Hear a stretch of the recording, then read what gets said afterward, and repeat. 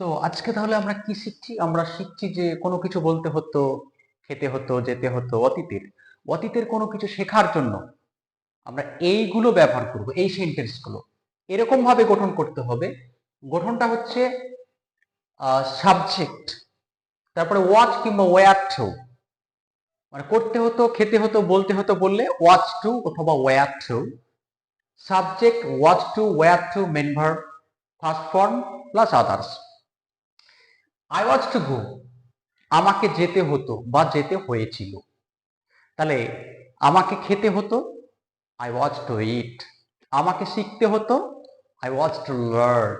আমাকে বানাতে হতো কি হবে, আই ওয়াচ টু মেক। আমাকে থাকতে হতো, আই ওয়াচ টু স্টে। আমাকে বাস করতে হতো, আই ওয়াচ টু লিভ। আমাকে শেখাতে হতো, আই ওয়াচ টু ট্রাই। আমাকে উপার্জন করতে হতো, আই ওয়াচ টু আর্ন। আমাকে খেলতে হতো, I was to make. Do understand? এইভাবে আপনারা একটা সেন্টেন্স দিয়ে একাধিক বাক্য বানাবেন। আমি কিছু ভার্ব এখানে লিখে দিয়েছি। সো ভার্বগুলো কি? হেল্প মানে সাহায্য করা, মেক তৈরি করা, কুক রান্না করা, আর্ন আয় করা, উপার্জন করা, মিট সাক্ষাৎ করা, কারোর সঙ্গে দেখা করা, কল মানে ডাকা, নেক্সট থিঙ্ক মানে ভাবা অথবা চিন্তা করা, ফরগেট ভুলে যাওয়া। আমরা অনেক সময় বলি ফরগেট, ডোন্ট ফরগেট মি, আমাকে ভুলো না।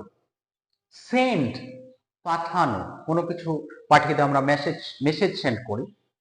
কিপ রাখা, কিপ মানে রাখা, লে এলে ওয়াই লে মানেও রাখা, আবার পিইউটি পুট মানেও রাখা। প্লে মানে হচ্ছে খেলা করা, সে বলা।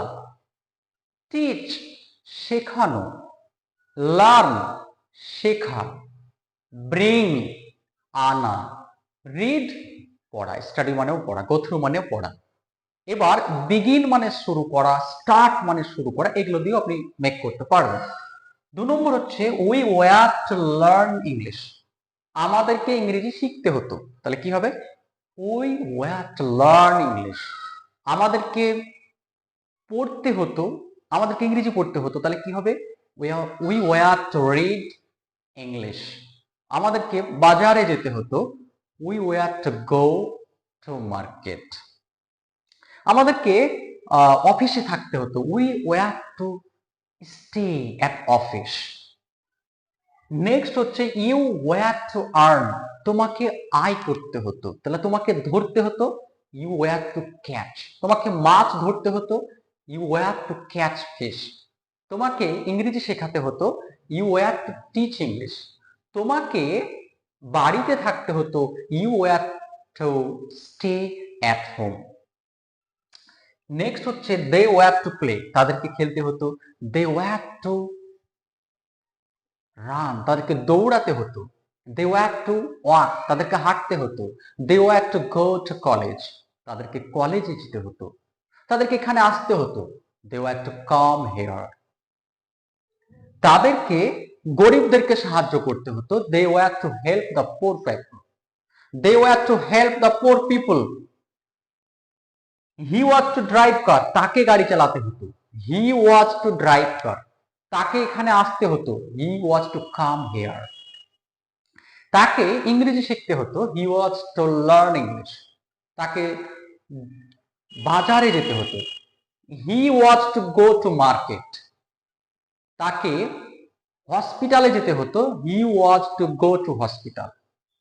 তাকে হসপিটালে থাকতে হতো, he was to stay at hospital.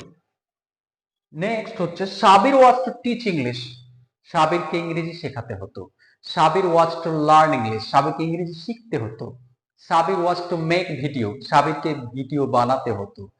Sabir was to go to market, সাবিরকে বাজারে যেতে হতো। Sabir was to stay at home, সাবিরকে বাড়িতে থাকতে হতো। এইভাবে বন্ধুরা আপনাদেরকে শিখতে হবে।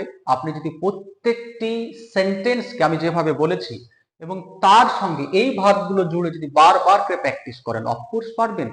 প্রথম থেকে আপনি একবার রিভাইজ করে নিন যে বলতে হতো, করতে হতো বা করতে হয়েছিল, খেতে হয়েছিল বোঝাতে ওয়াজ টু কিংবা ওয়্যার টু বসবে। গঠনটা হচ্ছে subject was were to plus main verb এর ফার্স্ট ফর্ম প্লাস আদার্স আপনি দিতে পারেন। এখানে আমি বেশ 6টা সেন্টেন্স লিখেছি এবং প্রত্যেকের সঙ্গে ওয়াচ কিংবা ওয়্যার টু বসেছে, তার সঙ্গে মূল ভার্বের পাস্ট ফর্ম বসেছে এবং সেন্টেন্সগুলো মেক হয়েছে। এইভাবে আপনারা শিখুন, ইনশাল্লাহ আপনি পারবেন। সো ভিডিওটি যদি আপনার ভালো লাগে তাহলে আপনি লাইক, শেয়ার ও সাবস্ক্রাইব করবেন। আর আজকে আমি এখানেই ভিডিওটি শেষ করছি। সবাইকে সুস্বাস্থ্য কামনা করে সবাই ভালো থাকুন, সুস্থ থাকুন। Thanks for watching.